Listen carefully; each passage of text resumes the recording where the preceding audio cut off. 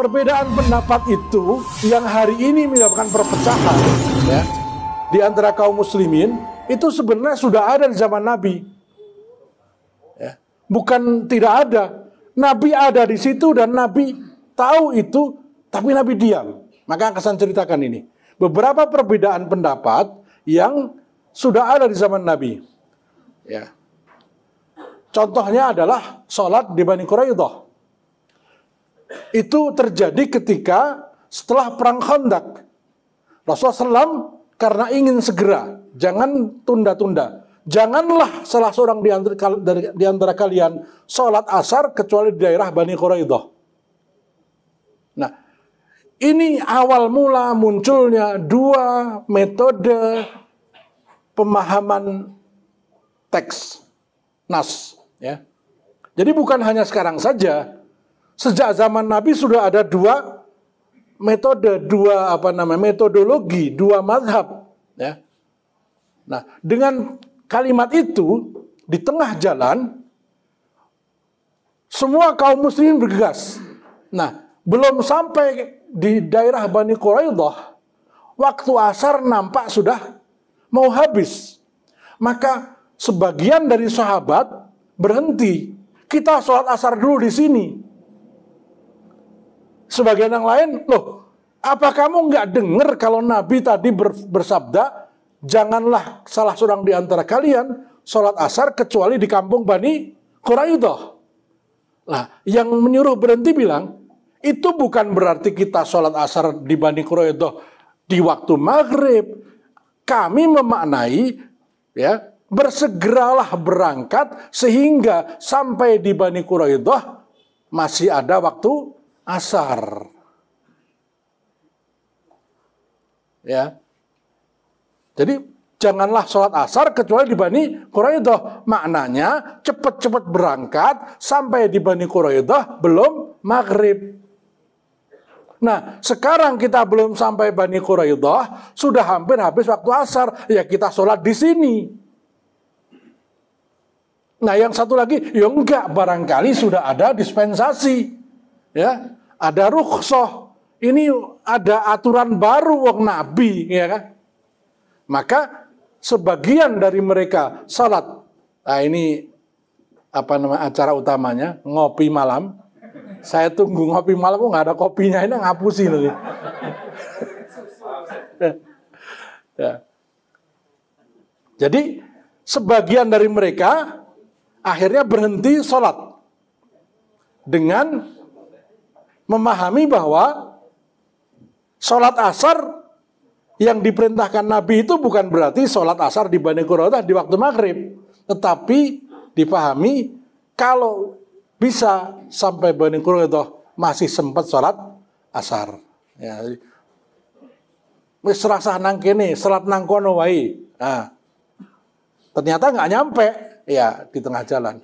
Nah, yang kedua, nggak bisa gitu. Ini sabda Nabi. Akhirnya yang yang meyakini bahwa yang penting sholat asarnya di Bani Quraidah, dia sholat asar setelah waktu maghrib mendekati sholat isya. Ya, Nabi ada di situ di Bani Quraidah, ya, menunggu. Nabi tidak mengomentari dua kelompok ini, tidak mengatakan kamu salah, kamu yang benar, tidak. Beliau diam. Hadisnya sahih. Artinya, sejak hari itu Nabi mentolerir, membolehkan dua model pemahaman. Pemahaman pertama, tekstual. Letterlet, apa adanya. Dikon ngono ya, ngono. Yang kedua, kontekstual. Ya, bukan begini maksudnya, tetapi ada maksud di balik itu. Tidak hanya teksnya, tapi hikmah di balik itu dan alasan. Ya. Nah, sampai hari ini muncul perbedaan seperti itu. Wes pokoknya haram ya haram. Ya. Nggak ada tawar-menawar. Ada yang begitu. Ada yang, loh maksudnya seperti ini. Nanti saya jelaskan. Ya. Itu perbedaan di zaman Nabi. Dan Nabi membiarkan. Artinya, ya, hal seperti itu Beliau tahu pasti akan terjadi. Ya. Kemudian ada dua sahabat yang tayamum. Ini nggak saya bacakan biar cepat. Ya, perbedaan ini juga ada. Mereka dalam perjalanan nggak ada air. Waktu sholat sudah datang. Akhirnya mereka tayamum. Kemudian sholat. Lalu melanjutkan perjalanan. Rupanya waktu sholat belum habis ketemu air. Yang satu wudhu lalu sholat. Yang satu tidak mengulangi sholat. Ketika ketemu Nabi dijelaskan. Nabi menjawab, ya, beliau berkata kepada yang tidak mengulangi sholat, engkau telah sesuai dengan sunnah dan sholatmu telah mencukupi sah.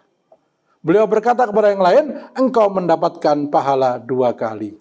Nah, jadi kadang-kadang perbedaan itu bukan salah dan benar, tapi baik dan lebih baik. Itu masalah yang kita nggak paham, sehingga ngotot-ngototan padahal untuk ganjaran kabeh. Ya. Maka tadi kita ini pengagum ilmu, bukan pengagum kelompok. Maka ketika kita mengagumi kelompok, bukan mengagumi ilmu, yang terjadi gontok-gontokan. Itu permasalahan hari ini. Ya. Berapa lama kita memahami bahwa sholat tarawih yang sunnah itu 12, yang 23 tidak ada dasarnya. Ternyata Syekh bin Baz mengatakan 23 juga sunnah. Ya. Bahkan yang 40 pun juga sunnah. Ya. Nanti akan ada penjelasan tentang itu. Ya. Jadi di zaman Nabi pun sering terjadi perbedaan seperti itu. Termasuk ketika Nabi ada. Nabi di situ. Dan Nabi mendiamkan. Apalagi ketika haji. Di haji itu jawaban Nabi la kharaj, la kharaj, la kharaj. Wis ora apa-apa, Itu angsal gitu. Wis, pokoknya diberikan kemudahan. Gini dulu boleh ya Rasul, silakan. Gini dulu boleh, silakan. La kharaj, la kharaj. Bayangkan kalau 140.000 orang nanya semua. Itu 140.000 orang di Arafah bareng takon kabeh, terus kabeh pengen jelaskan kan la kharaj, nggak apa-apa ya. Rasulullah menjawab la kharaj ya. Artinya ya, bahwa perbedaan itu sudah ada sejak zaman Nabi Muhammad SAW. Menjadi meruncing karena kita umat Islam ta'assub yang pertama. Yang kedua, tidak mau memahami ilmunya. Jenis ikhtilaf dan contohnya. Munculnya kelompok-kelompok itu nggak apa-apa. Yang nggak boleh, kullu hizbin bima ladaihim farihun. Membanggakan kelompoknya. Ya. Ini kelompok yang tidak berkelompok. Ya, kelompok baru namanya itu. Kan ada kelompok yang tidak berkelompok. Non-blok itu blok baru. Ada blok timur, ada blok barat. Ini non-blok golek konco. Bukan kelompok tapi golek konco. Jadi apa? Jadi kelompok. Nggak dikasih nama. Akhirnya orang lain yang ngasih nama. Ini dinamika sekarang ya. Karena merasa tidak boleh berkelompok, maka tidak bikin kelompok tapi ngumpul. Ta'aruf, saling kenal itu mergo beda. Ya, jajal ini rasanya piye? Nah, yang satu bawa karedok, satu bikin pecel kan itu. Wong Jawa orang ngerti karedok ya. Akhirnya nyoba ta'aruf apa? Makanannya karena berbeda. Nek sama wis padha ya. Jadi adanya perbedaan itu bukan untuk saling bermusuhan tapi li ta'arufu, untuk saling mengenal. Nah, lalu dikasih patokan inna akramakum indallahi atqakum, bukan aqwakum, bukan agnakum, bukan ajmalakum, tapi atqakum. Jadi potensi untuk bersaing itu dikasih oleh Allah. Bersainglah dalam ketakwaan. Karena yang terbaik adalah yang paling bertakwa. Boleh bersaing, tapi fastabiqul khairat.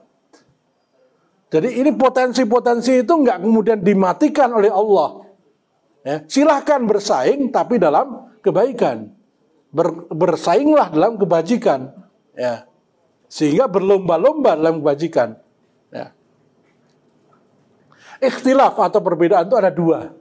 Jadi tidak semua perbedaan, tidak semua perbedaan itu jelek. Ada perbedaan yang bagus, yang baik. Ya.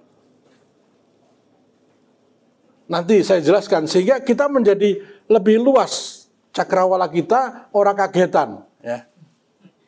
Orang kagetan. Ya. Ikhtilaf yang terpuji. Perbedaan yang terpuji. Loh, berbeda kok terpuji? Iya, tadi memang kita berasal dari banyak latar belakang. Ya. Ikhtilaf yang terpuji. Ikhtilaf disebut terpuji jika merupakan hasil ijtihad yang berlandaskan niat mencari kebenaran serta memenuhi syarat dan adabnya, bahkan meskipun hasil ijtihad tersebut keliru.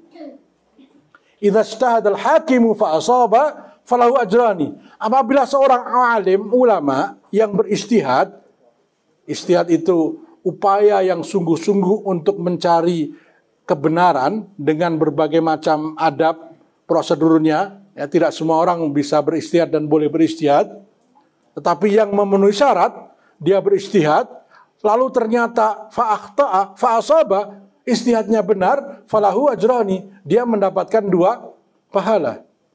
Wa in akhta'a, kalau dia salah, falahu ajrun, mendapatkan 1 pahala. Salah kok dapat pahala. Pahala apa? Pahala untuk bersungguh-sungguh mencari kebenaran. Ya. Maka di sini Allah yang Maha Pemurah itu memberikan bukan hasil akhir saja. Perlu kita pahami, Bapak-bapak, Ibu-ibu, bahwa amal itu dinilai bahkan sejak dari niat. Sejak dari niat. Ketika berniat baik, maka malaikat mencatatnya. Ketika dilaksanakan, dikalikan 10. Kan begitu. Jadi bukan hasil akhir, bahkan sejak dari pikiran itu sudah dihitung. Maka salah pun diberi nilai bukan kesalahannya, tetapi niat untuk menuju kebenaran. Sehingga orang berijtihad itu diberi nilai 2 kalau benar, 1 kalau salah. Demikian pula orang yang mengikuti orang-orang yang berijtihad. Kita umpamanya, kita mengikuti pendapat A bukan karena kita ngawur, tapi karena kita nggak mampu, akhirnya sudah kami ikut Ustadz Fulan. Ya, boleh. Taklid itu boleh bagi mereka yang keterbatasan ilmu, tapi kepada orang-orang yang terpercaya. Yang nggak boleh taklid buta, ta'assub. Ya. Dari Amr bin As, Rasulullah SAW bersabda, jika seorang hakim menghukumi satu urusan, kemudian dia berijtihad dan benar, maka baginya 2 pahala. Dan jika ia menghukumi selalu berijtihad, kemudian salah, maka baginya 1 pahala. Nah, kesungguhan dan niat baik itulah yang mendapatkan pahala. Contoh ikhtilaf yang terpuji. Ya, contohnya menyentuh lawan jenis ketika tawaf. Itu bahkan ketika tawaf itu, mazhab Syafi'i meyakini menyentuh lawan jenis itu yang bukan mahram itu membatalkan wudu. Sedangkan tawaf itu harus dalam keadaan suci. Kira-kira berapa tahun selesainya? Wes ping 7 garis tengah kesenggol, batal. Wudu meneh balik. Wis ping 6 batal meneh, kan gitu. Sulit sekali. Maka ya, solusinya kalau di Indonesia itu disebut talfiq. Nawaitu talfiq, aku berniat talfiq. Aku berniat keluar dari mazhab. Karena memang mazhab Syafi'i terutama di Indonesia itu menganjurkan agar kaum muslimin yang tidak bisa menggali langsung dari imam madhab itu agar memilih satu mazhab saja. Ini bukan salah. Karena kalau kemudian dipilih senenge, nanti repot. Ya. Giliran nang Mekah nggo mazhab Syafi'i, mazhab Maliki, balik rene golek sing mazhab milih yang gampang. Ya. Ada nikah tanpa wali, tanpa saksi, ada yang bolehkan. Ada yang nikah tanpa, ini akhirnya milih dicampur tanpa saksi, tanpa wali, tanpa mahar. Lah penak banget ya itu. Ya. Ada mazhab yang saksi itu bukan rukun. Ya. Nah, kemudian dijadikan satu mazhab gado-gado. Akhirnya nikah dewi. Aku nikahkan diriku sendiri itu. Ya. Kayak mazhab Syiah itu kan kayak begitu. Nah, larangan menjual kulit kurban ini juga sebagian membolehkan, sebagian tidak. Tetapi di situ perbedaannya masih terpuji karena masing-masing memiliki dalil. Bagian selanjutnya nanti saya jelaskan kenapa sampai terjadi perbedaan pendapat. Tata cara pengelolaan zakat fitrah. Ada yang tekstual. Dulu tidak pernah pakai uang. Dulu ada uang nggak zaman Nabi? Ada kan? Pernahkah Nabi zakat pakai uang? Belum pernah. Kalau gitu pakai uang nggak sah. Ada yang gitu kan? Nah, saiki wong Amerika zakat nang Indonesia. Kirim beras itu tekan kene, wis bodo besar. Gitu kan? Coba, kalau Amerika zakat fitrah di sini pakai harga Amerika apa Indonesia? Indonesia enak banget. $1 itu. Ya. Ya. Tuku sekilo toh, sementara di sana 1 kilonya bisa $5. Ya, kalau $3 berarti 3 kilo berarti kan $15. Pengke 15 kan wes oke itu. Nah, ini kan ada perbedaan lalu akhirnya. Akhirnya boleh enggak zakat fitrah itu pakai uang? Akhirnya jalan tengahnya transfer boleh, tapi sampai di tempat menggunakan makanan pokok daerah masing-masing. Ya. Karena tidak mungkin di sini bahkan tidak ada satupun yang zakat fitrah pakai kurma. Karena bukan makanan pokok di sini. Ya. Nah, jadi perbedaan pendapat seperti ini terpuji. Karena apa? Masing-masing ingin mencari kebenaran dan memiliki dalil. Baca basmalah jar atau sir dalam sholat. Imam maksudnya. Ya, itu juga terpuji. Perbedaan pendapat dalam masalah furu' yang lainnya. Banyak sekali ini. Sampai muncullah 4 mazhab. 4 mazhab ini, yang 3 itu guru dan murid. Imam Malik bin Anas itu gurunya Imam Syafi'i. Imam Syafi'i guru Imam Ahmad. Ya. Yang bukan guru murid adalah Imam Hanafi. Beliau tinggal di Kufah. Tapi yang paling tua duluan. Nah, ini 3 orang guru dan murid melahirkan 3 mazhab yang berbeda. Mazhab Maliki itu kalau sholat nggak pakai sedekap. Ya, mazhab Hanafi kalau waladdallin aminnya nggak kenceng. Jadi kalau di Bangladesh antum sholat jamaah, amin sak masjid dewean. Waladdallin, amin ustiwas kenceng doni kok kabeh itu mungkin ya. Karena nggak kenceng mereka ya. Kemudian duduk di antara 2 sujud cepat mereka. Mazhab Hanafi gitu. Allahu Akbar. Sementara kita Allahu Akbar, Allahu Akbar. Kalau Hanafi Allahu Akbar. Jadi 1 takbir untuk 2 gerakan. Itu mazhab Hanafi. Nah, ini masing-masing punya dasar, masing-masing punya alasan. Nah, ini terpuji. Sebabnya kenapa kok bisa ya dengan satu Al-Quran pedoman yang sama memunculkan banyak perbedaan. Ini perlu kita pahami supaya kita jadi bisa maklum. Oh, kenapa kok begitu? Ya, sebagai contoh kita ini sering kadang-kadang karena kita tergesa-gesa merasa paling benar sehingga yang lain dianggap salah. Padahal sebenarnya kita sendiri tidak paham dalil apa yang kita lakukan, lebih-lebih dalil yang mereka lakukan. Tapi karena hanya ngotot saja. Perbedaan tabiat dan latar belakang seorang. Ini ternyata bisa menjadikan perbedaan. Contohnya antara Abu Bakar, Rasulullah dan Umar. Mengenai tawanan perang. Umar bin Khattab, bunuh ya Rasulullah. Waktu perang Badar kan ada 70 yang tertawan. Ketika Rasul tanya, wahai Umar, gimana menurutmu? Bunuh. Langsung, eksekusi.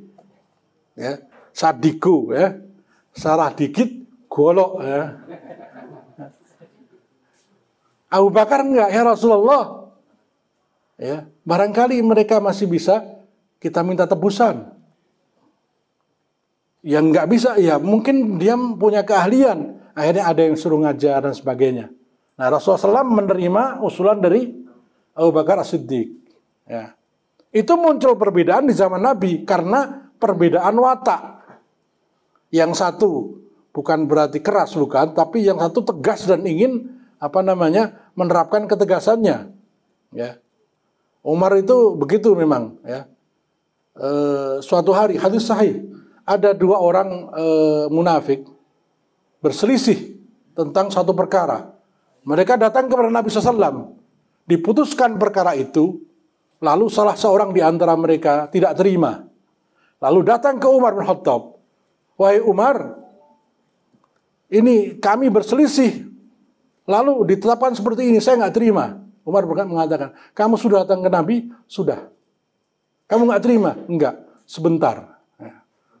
Masuk ke dalam itu dipikir mungkin nyiapin apa? Ambil golok. Karena sikap ini membangkang dari Nabi. Dan Nabi tidak marah. Karena ya ini sikap seperti ini kalau dibiarkan juga berbahaya. Tapi bukan Nabi yang melakukannya. Sementara sahabat lain tidak. Punya pendapat yang berbeda. Ya. Ketika Nabi SAW pulang dari perang Tabuk, Abdullah bin Ubay minta izin, ya Rasulullah, izinkan aku mengeksekusi bapak saya. Karena dia berkhianat berkali-kali. Ketika di perang Tabuk, dia menghina Nabi sampai turun surat At-Taubah ayat 64, 65, 66. Dan ternyata malaikat Jibril memberitahu kepada Nabi, Abdullah bin Ubay, bapaknya Abdullah ini, sudah menyiapkan masjid sebagai markas untuk melakukan kudeta yang disebut dengan Masjid Dirar. Maka kemudian dia minta izin, apa kata Nabi? La, jangan. Ya. Nanti orang akan mengatakan Muhammad membunuh sahabatnya. Jadi pertimbangan Nabi adalah apa? Opini dari orang luar. Ya. Menurut kalian dia munafik, tapi menurut orang kafir dia tuh muslim. Nyatanya dia sholat, dia berangkat jihad. Munafik itu kan kafir di dalam, luarnya muslim. Nah kalau saya bunuh, orang-orang akan bilang, tuh Muhammad yang katanya Nabi membunuh orang terdekatnya. Nah, Nabi punya pertimbangan yang sangat dalam. Tapi kalaupun dia dieksekusi nggak salah. Ya. Karena memang dia melakukan pengkhianatan. Nah itu. Jadi ada perbedaan, bahkan Nabi punya hal yang berbeda. Latar belakang. Termasuk diantaranya ketika Nabi mengusulkan untuk keluar dari kota. Sementara yang lain untuk berjihad. Sementara yang lain mengatakan bertahan saja. Nah, juga di perang Khandaq. Perang Khandaq itu bukan ide Nabi untuk membuat parit. Maka ketika kemudian Nabi SAW berniat untuk bertahan, Salman Al-Farisi yang aslinya Persia, usulnya Rasulullah, kalau di tempat kami kondisi terkepung itu bikin parit. Maka kemudian Nabi SAW perintahkan untuk bikin parit. Ya. Ini latar belakang yang berbeda, latar belakang daerah yang berbeda. Contoh kedua, perbedaan antara Ibnu Umar dan Ibnu Abbas dalam berbagai masalah fikih. Ini nggak perlu saya baca, saya ringkaskan saja. Jadi Ibnu Umar itu model orang yang apa adanya. Nabi bilang begini, ya sudah. Ibnu Abbas tidak. Nabi kayak begitu karena ada tujuan. Nah, suatu ketika Nabi SAW itu lewat di sebuah tempat dan itu ada ranting pohon. Maka beliau nunduk. Nah, Ibnu Umar setiap kali lewat tempat itu nunduk walaupun rantingnya sudah nggak ada. Ketika ditanya, Nabi nunduk itu karena ada ranting. Dibilang, walaupun nggak ada, perbuatan Nabi tidak pernah sia-sia. Dan itu bukan cuma sekali. Ketika Nabi haji, itu beliau pernah, ketika beliau sedang dalam perjalanan, bukan haji, perjalanan, beliau berhenti di suatu tempat, kemudian menepi untuk buang air. Setiap kali Ibnu Umar lewat tempat itu, berhenti dan buang air. Hadis sahih. Jadi mungkin kalau pas tahu mau lewat mungkin dia nahan dulu, nanti aja di sana. Ngempet. Hadis sahih. Ditanya, dulu Nabi buang air karena memang beliau mau buang air. Sekarang kalau kamu nggak mau buang air jangan ke sana. Beliau mengatakan tidak. Tidak ada satupun perbuatan Nabi yang sia-sia ditiru. Nah, Ibnu Abbas tidak begitu. Nabi buang air karena beliau pengen buang air. Kalau kita nggak pengen buang air, ya nggak perlu ke sana. Itu. Jadi pemahaman seperti ini bukan hanya hari ini. Di zaman Nabi pun sudah ada. Kalau hari ini ada, ya tinggal mewariskan saja sebenarnya. Ya, yang satu pokok men, nah itu. Tapi pokok men yang bagus karena meniru Nabi Muhammad Sallallahu Alaihi Wasallam. Nah, sampai akhirnya muncullah dua model, tekstual dan kontekstual. Tekstual itu opo anane teks, kontekstual itu latar belakang dan hikmah dari hadis atau Quran itu. Yang kedua, kenapa sampai terjadi perbedaan? Karena perbedaan sampai dan tidaknya dalil. Syekhul Islam Ibnu Taimiyah mengatakan, sebab ini adalah yang paling banyak menjadikan perbedaan di antara para salaf. Adalah karena menguasai seluruh hadis itu tidak akan dapat dilakukan oleh seorang pun dari umat ini. Ya, tidak ada satupun orang yang bisa hafal seluruh hadis. Apalagi dulu, ya. Hadis Nabi dulu dilarang. Nabi Muhammad SAW melarang menulis kecuali Al-Quran. Jadi di zaman sahabat belum ada satupun yang nulis hadis. Tidak ada satupun boleh nulis hadis, dilarang. Lalu kemudian ketika mulai banyak sahabat yang berpencar, ulama, wah ini kalau nggak dicatat, ya anak cucu kita nggak pernah tahu sabda-sabda Nabi, tidak pernah tahu teladan dari Nabi. Maka kemudian muncullah ide menuliskan hadis. Namun para sahabat sudah berpencar, maka kemudian terjadilah apa yang disebut ar-rihlah fi thalabil hadis, perjalanan untuk mengumpulkan hadis. Orang pertama yang mengumpul hadis adalah Imam Ahmad bin Hanbal, Imam Malik, kitabnya Al-Muwatta, ya. Dikumpulkan itu. Lalu yang paling banyak mengumpul, masih bercampur Imam Malik itu. Ada yang sahih, ada yang dhaif. Nah, orang pertama yang mengumpulkan hadis-hadis sahih Imam Bukhari. Nah, itu sudah zaman tabi'ut tabi'in dan bahkan muridnya tabi'ut tabi'in Imam Bukhari. Jadi di zaman sahabat nggak ada yang nulis itu. Ya cuma dihafalkan kalau itu ucapan Nabi atau diingat-ingat kalau itu perbuatan. Hadis itu kan perbuatan Nabi, ucapan Nabi, ya, atau diamnya Nabi, sikap Nabi melihat sahabat. Nah, maka kan tidak semua sahabat melihat, tidak semua sahabat mendengar. Nah, yang mendengar pergi ke Yaman, yang nggak dengar di Madinah. Ini orang Madinah nggak tahu kalau ada orang yang pernah mendengar Nabi bersabda begini dan begitu. Sehingga yang pernah mendengar itu beramal seperti ini, yang tidak pernah mendengar tidak mau mengamalkan karena merasa tidak pernah mendengar. Itu sebabnya. Jadi, ya, contohnya perbedaan bacaan qiraat yang belum diketahui Umar bin Khattab. Umar ini memang temperamental. Ya. Waktu itu beliau sholat, pas sholat malam, jahar. Dengar orang baca, bacaan, ini sahih hadisnya. Bacaan yang berbeda dengan dia baca. Langsung komen, siapa yang ngajari kamu? Nabi. Loh, nggak mungkin. Oh, saya nggak kayak gitu. Nah, ya sudah, kita menghadap Nabi. Akhirnya berdua menghadap Nabi. Ya Rasulullah, tadi saya dengar fulan membaca ayat ini seperti ini. Padahal engkau mengajarkan aku nggak seperti itu. Lalu Nabi berkata, wahai fulan, bacalah. Dibaca. Hakadha nazal. Ya kayak gini turunnya. Kaget Umar. Loh, yang diajarkan ke saya kayak mana? Baca wahai Umar. Dibaca. Hakadha nazal. Ya gini nih turunnya. Maka disebut qiraah sab'ah. 7 macam qiraah. Ya. Ada 7 macam qiraah. Contohnya.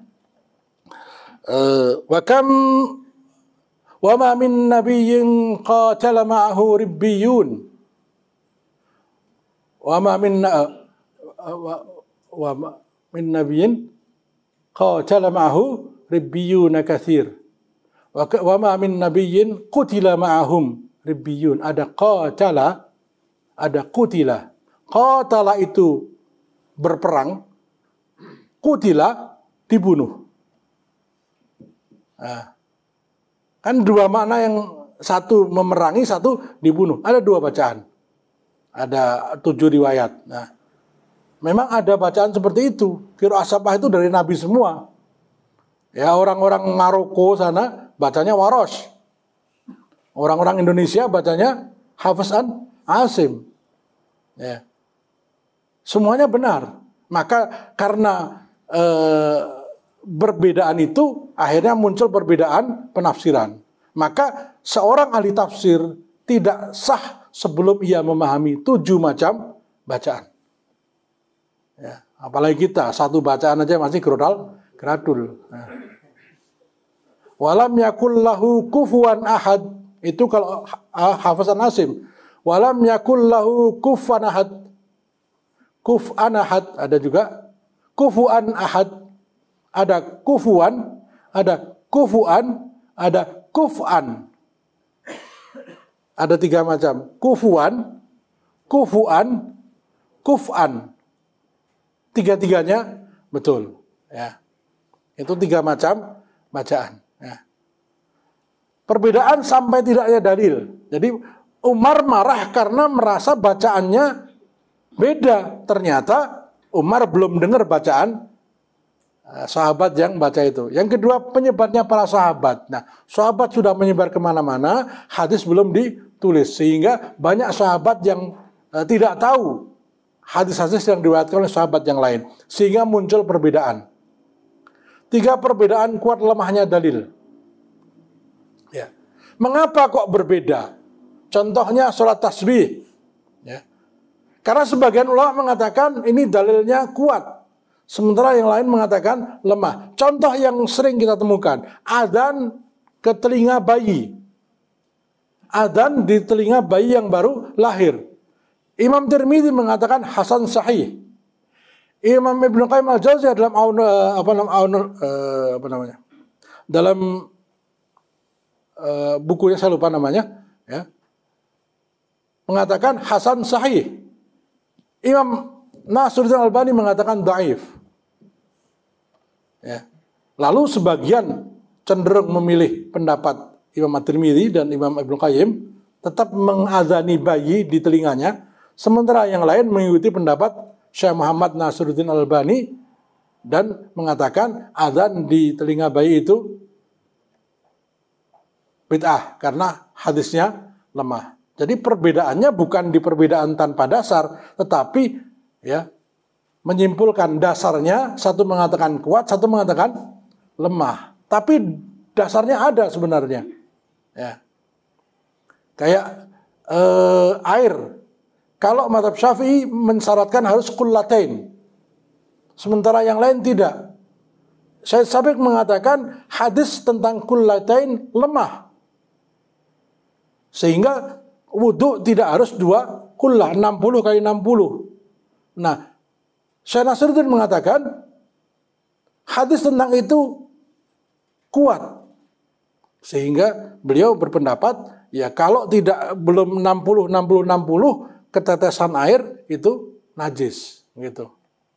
Jadi ini bukan masalah perbedaan kayak tadi belum dengar, tapi sudah ada hadisnya, tetapi yang satu menyimpulkan dalil hadisnya itu lemah, yang satu mengatakan kuat. Nah ini sangat banyak seperti ini. Contohnya sholat tasbih. Sebagian saudara-saudara kita, ya, mazhab Syafi'i itu sholat tasbih. Bahkan ada sholat-sholat yang lain. Ya. Sementara sebagian besar kita bahkan mungkin belum pernah sholat tasbih. Belum pernah. Ya. Nah, ini perbedaan pendapat. Kunut subuh. Nah, kunut subuh itu Imam Syafi'i mengatakan sunnah. Imam Ahmad bin Hanbal mengatakan bid'ah. Kalau kita bilang bid'ah ini jangan kaget, jangan kemudian kita antipati, ya. Bahwa kunut subuh itu yang mengatakan bid'ah itu bukan Muhammadiyah. Yang mengatakan bid'ah itu adalah Imam Ahmad bin Hanbal. Tapi tolong dicatat, kita mengikuti Imam Ahmad bin Hanbal hanya pendapat bahwa kunut subuh bid'ahnya, tidak mengikuti penerapan Imam Ahmad bin Hanbal tentang pendapatnya itu. Imam Ahmad bin Hanbal mengatakan kunut subuh itu bid'ah, tetapi beliau ikut angkat tangan dan kunut subuh serta mengaminkan kunut kalau imamnya kunut. Ada gitu enggak? Ya sama enggak kan? Ya enggak kan itu jadinya. Ketika ditanya, wahai imam, bukankah kamu berkeyakinan bahwa kunut subuh itu bid'ah? Artinya kalau dilakukan kan berdosa, ya kan? Kenapa kamu kunut? Apa kata Imam Ahmad bin Hanbal? Demi menjaga persatuan. Di zaman itu banyak ulama, Imam Ahmad masih hidup, Imam Asy-Syafi'i masih hidup, para ulama masih hidup pun Imam Ahmad mengatakan demi menjaga persatuan beliau mau mengamalkan apa yang ia yakini salah. Saya ulangi, di zaman masih ada ulama, khalifah juga ada, Islam diterapkan dengan baik. Musuh tidak ada di situ. Tidak ikut mecah belah. Pun Imam Ahmad mau mengamalkan suatu amalan yang beliau yakini bid'ah. Demi menjaga persatuan. Lah kok kita hari ini nggak mau? Padahal ilmunya dibandingkan Muhammad orang-orang saujugugul. Sementara musuh sudah di dalam memecah belah kita, ya, ulamanya juga sudah banyak yang wafat. Nah ini nanti akan saya bahas secara khusus sikap para ulama. Sebelumnya saya katakan kita ini mewarisi perbedaan pendapat di antara para ulama, tapi tidak mewarisi adab mereka dalam berbeda pendapat. Itu masalahnya. Kalau kita warisi perbedaannya, harusnya kita warisi juga adabnya. Kita hanya mewarisi lebedo, tapi orang mewarisi adab dalam berbeda pendapat. Sehingga tidak muncul kalimat seperti ucapan Imam Syafi'i, qauluka qauli shawab yahtamilul khata wa qauluka khata yahtamilus shawab. Pendapatku benar, tapi mengandung kemungkinan salah. Ada kemungkinan salah. Pendapatmu salah, tapi ada kemungkinan benar. Karena beliau tahu dalilnya gitu loh. Sementara kita dalile nggon dhewe ora mudeng apa nek nggon wong. Jadi ucapan ini cerminan bahwa beliau paham dalil yang saya gunakan tuh ini, sementara kamu pakai itu. Contohnya orang yang mengatakan menyentuh wanita yang bukan mahram membatalkan wudhu, dasarnya adalah aula mastumun nisa, atau menyentuh perempuan, ya. Dalam Al-Quran begitu, nanti ada juga yang saya sebutkan. Sementara yang mengatakan tidak batal, dalilnya ayat yang sama. Lamastum bukan lamastum. Lamastum itu menyentuh. Lamastum saling menyentuh. Ya, saling menyentuh. Ya. Apa? Ya, apa kira-kira itu? Jadi lamastum menurut yang mazhab Syafi'i, alifnya alif tambahan. Maknanya lamastum, nyentuh. Sementara menurut mazhab selain Syafi'i, lamastum adalah mulamasah, saling menyentuh. Maksudnya apa? Jima. Jadi kalau cuma nyentuh biasa tidak membatalkan wudhu. Ayat yang sama, penafsiran yang berbeda. Nah, akhirnya apa ya? Sudah sama-sama memahami.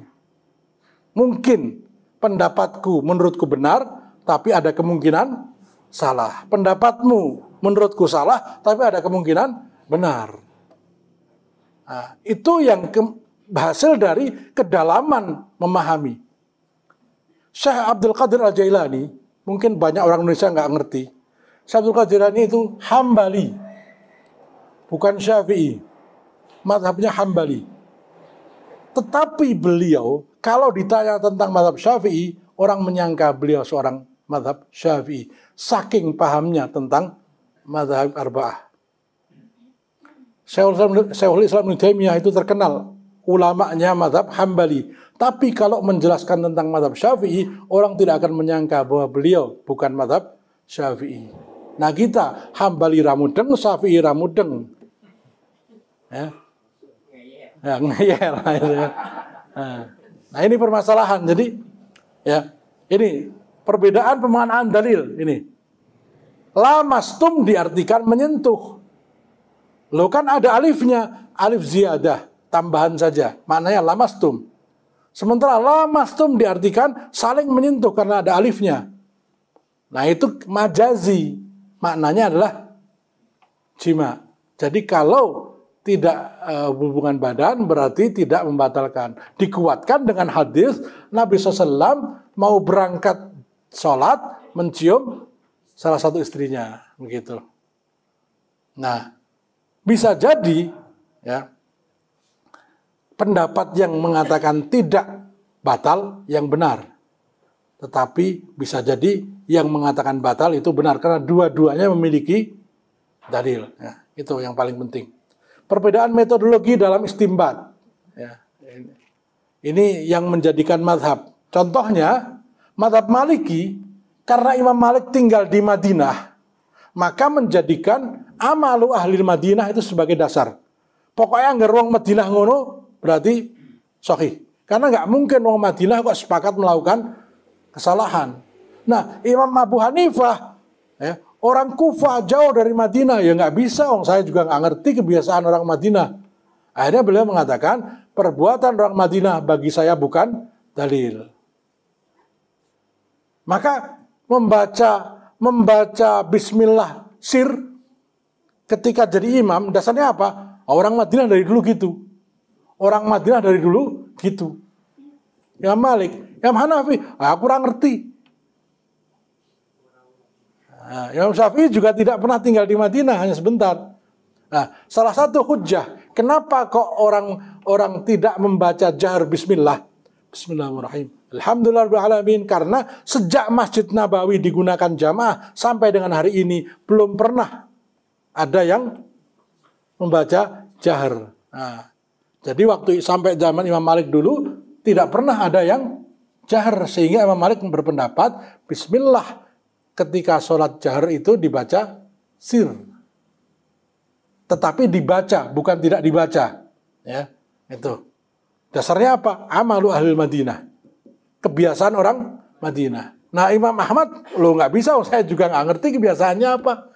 Imam Syafi'i, enggak. Imam Hanafi, enggak. Nah maka tiga imam ini tidak bisa menjadikan kebiasaan orang Madinah sebagai dalil. Mereka lebih menggunakan logika, kias. Kias lebih diutamakan. Sementara Imam Malik karena saking banyaknya bergaul dengan orang-orang Madinah, guru-gurunya sahabat, maka beliau lebih mendahulukan qaul sahabi. Kalau ada sahabat yang ngomong gini, beliau tidak menggunakan kias, manut kaiwai. Ya. Sebaik-baiknya kias Imam Malik, lebih baik pendapat sahabat. Kata beliau begitu. Sementara Imam Syafi'i tidak banyak bergaul dengan para sahabat, sehingga beliau lebih menggunakan kias, logika. Ya. Karena Nabi bersabda, wahai Mu'adz, kamu akan dikirim ke Yaman. Ya. Kalau ada yang nanya tentang sesuatu, jawab dengan apa? Dengan Al-Quran. Kalau nggak ada, dengan hadis. Kalau nggak ada, baru pakai ra'i. Ya. Nah, yang Malik tidak. Kalau nggak ada Quran, nggak ada hadis apa? Sahabat dulu, kebiasaan sahabat. Kalau nggak ada, omongan para sahabat. Oh iya, dulu dulu Umar bilang kayak gini. Oh dulu Ibnu Umar. Karena dia bergaul dengan sahabat. Nah sementara yang lain tidak, sahabatnya cuma sedikit. Nah ini salah satu di antara perbedaan metodologi.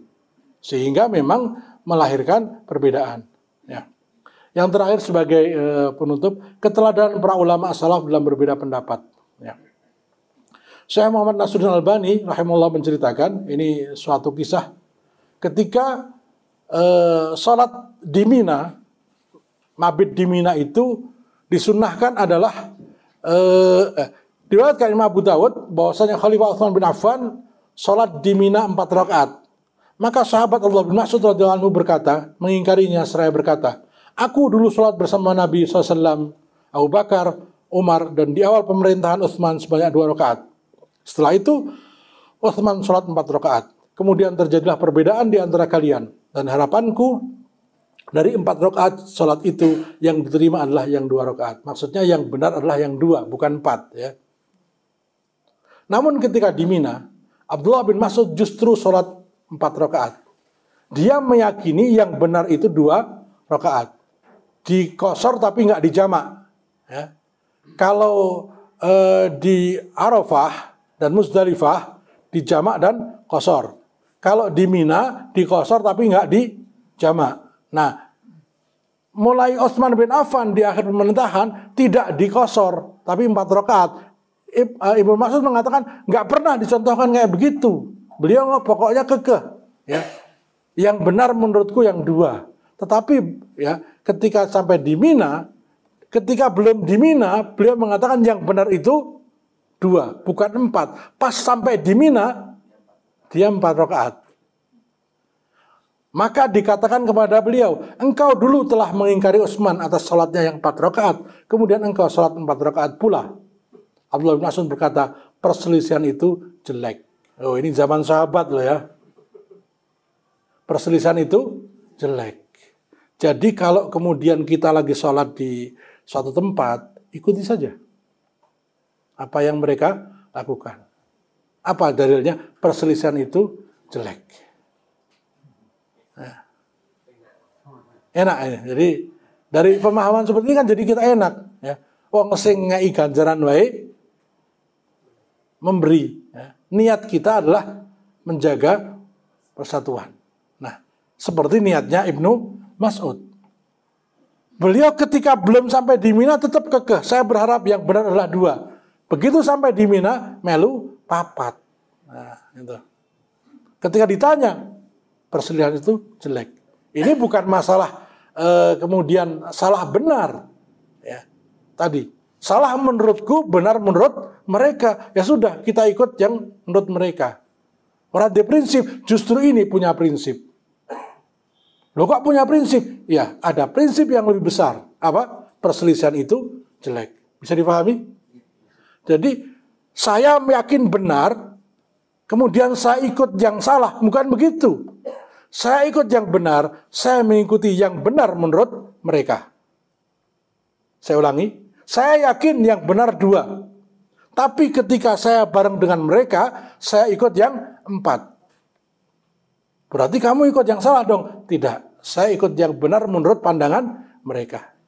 Lah kok gitu? Perselisihan itu jelek. Nah, jadi ada prinsip yang lebih tinggi, yaitu persatuan. Di zaman sahabat masih hidup saja begitu. Di zaman kita malah ngotot-ngototan. Nah ini permasalahan yang sangat penting. Ya.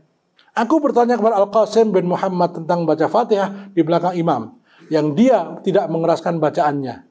Beliau menjawab, Jika kamu membacanya, maka kamu memiliki contoh dari para sahabat Nabi. Dan jika kamu tidak membaca, maka kamu juga memiliki contoh dari sahabat Nabi. Nah, enaknya kalau antum jadi imam makmumnya kok dua model, tunggu sebentar. Waladhdallin, amin. Lerense, kira-kira bisa baca Fatihah. Momennya di rest area, sholat subuh, kok antum disuruh jadi imam ya? Ya, jadi imam tapi begitu i'tidal agak dikasih waktu yang agak lama, kira-kira 3 menit untuk bisa kunut. Nah, jadi tetap melaksanakan yang kita yakini tapi memberi kesempatan yang lain untuk gitu. Bukan berarti kita nggak punya prinsip, justru kita punya prinsip. Prinsipnya apa? Perselisihan itu jelek. Nah, ya, kita keluar dari ikhtilaf untuk menuju bersatunya hati. Ya. Ini contoh sahih hadisnya, ya, asarnya. Imam Ahmad bin Hanbal rahimahullah berpendapat bahwa kunut dalam sholat subuh adalah bid'ah. Jadi sebenarnya mengatakan bid'ah itu rapopo, tapi sikap kita yang benar, gitu loh ya. Itu bid'ah, ya. Nah, kok dilakukan? Ini. Namun beliau mengatakan, jika aku sholat di belakang imam yang melakukan kunut, maka aku akan mengikuti kunutnya itu. Dan aku aminkan doanya. Semua ini lantaran demi menyatukan kalimat, melekatkan hati, dan menghilangkan kebencian antara satu dengan yang lainnya. Ya. Jadi ada prinsip yang lebih tinggi, yaitu persatuan. Tetapi tetap meyakini kunut subuh itu bid'ah. Ya. Sama seperti ketika orang-orang Indonesia mazhab Syafi'i meyakini bahwa menyentuh wanita yang bukan mahram membatalkan wudu. Tapi mereka mau haji, mau umroh, maka kemudian mereka mengikuti yang berpendapat bahwa menyentuh wanita yang bukan mahram itu tidak membatalkan wudu. Maka kemudian mereka diajari cara wudu mazhab Maliki, cara wudu mazhab Hambali. Itu diajarkan. Yang pernah umrah mungkin pernah mendapatkan guide pembimbing yang ngajarin kayak begitu. Jadi mazhab Syafi'i kalau mau umrah itu wudunya bukan cara mazhab Syafi'i. Mazhab Syafi'i itu cuma sebagian rambut, jadi ditutul-tutul gini. Kenapa? Ya, karena disebutkan wamsahu biru'usikum. Biru'usikum, wamsahu biru'usikum menurut mazhab Hambali, ba itu ziyadah. Maknanya wamsahu ru'usakum. Usaplah kepalamu.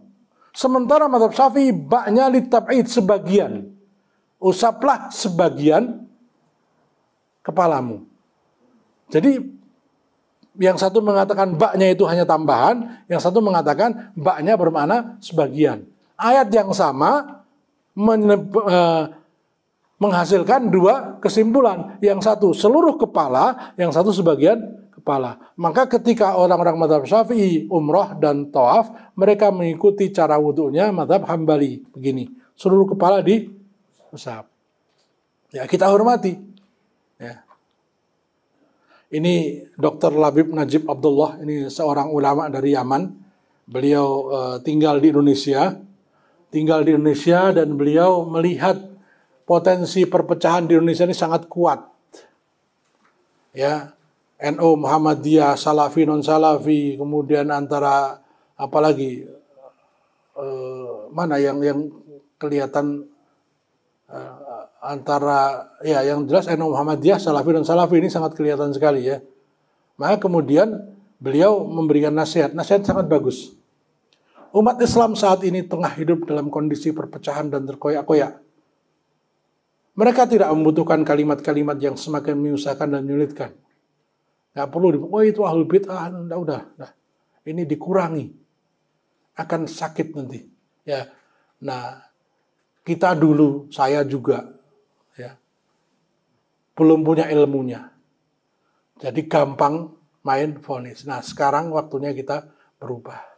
Umat tidak butuh untuk dikata-katain, tapi diingatkan. Ya. Ya ini yang agak susah. Untuk minta maaf itu angel. Minta maaf pun mungkin orang dipercaya. Ya. Saya katakan betul bahwa ada nanti pembahasan mudah-mudahan pada kajian yang akan datang bahwa kita ini mempelajari fikih ibadah, fikih muamalah, tapi kita tidak mempelajari fikih siasah. Apa itu fikih siasah? Fikih tentang strategi. Sehingga musuh menggunakan ikhtilaf fikih, perbedaan fikih itu untuk mengadu kita.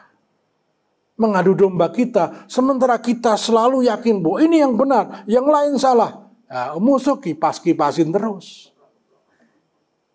Nah, kita wajib berpegang teguh pada Al-Quran dan Sunnah. Tetapi jangan menyakiti saudara kita. Sudah, itu yang lalu. Ya. Apa yang sudah kita sering lakukan itu masa lalu. Sekarang kita coba bagaimana kita merangkul umat. Kenapa? Kalau nggak gitu nanti mereka dideketi sama orang-orang munafik. Dan ini yang terjadi. Kita ini nek krungu sholawatan bar sholat ki kuting, nek dangdutan melu joget. Janjane iki negake sunah apa rada nyeleneh nek ini kan. Harusnya nek ono wong sholawatan bar sholat yo nek jengkel, ya ada dangdutan lebih jengkel. Nah itu masalahnya. Ya.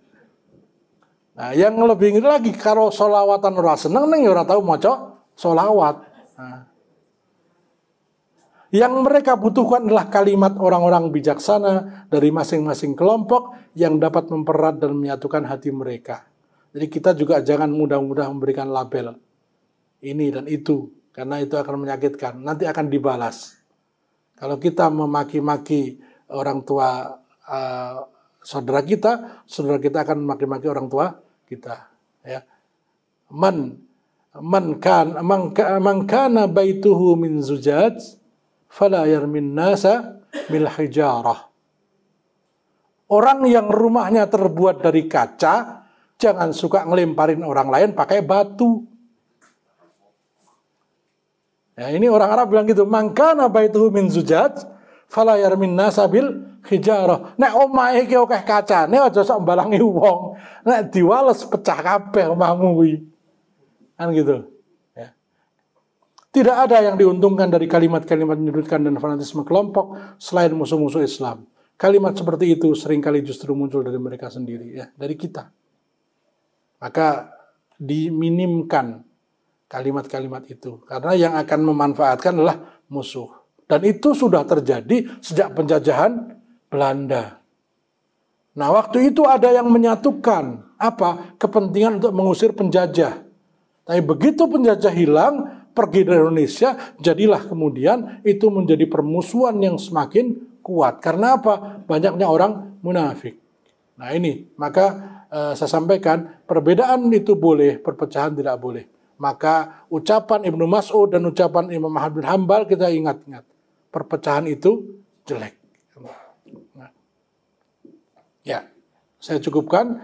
Baru nanti kalau kita berbeda di perpecahan yang tercela, baru kita ambil sikap. Ada yang mengatakan Nabi itu bukan Nabi terakhir. Ada Nabi namanya Mirza Ghulam Ahmad. Nah ini nggak boleh. Nggak boleh kita tolerir. Karena itu masalah akidah. Ya. Nah, jadi nanti kita jelaskan mana-mana perpecahan yang terpuji, mana-mana perbedaan yang terpuji, mana-mana perbedaan yang tercela. Nah, di perbedaan-perbedaan yang terpuji, ambil sikap sebagaimana Imam Ahmad bin Hanbal dan sahabat Ibnu Mas'ud. Maka kalau seandainya antum ada yang ngundang tahlilan, mau datang silahkan. Karena perpecahan itu jelek. Ning saya nggak yakin panjenengan kerso. Nah, abot rasane, tapi nggak apa-apa, nggak apa-apa. Yasinan monggo, ya. Karena kita tahu sejak puluhan tahun itu menjadi sarana musuh untuk memecah kita.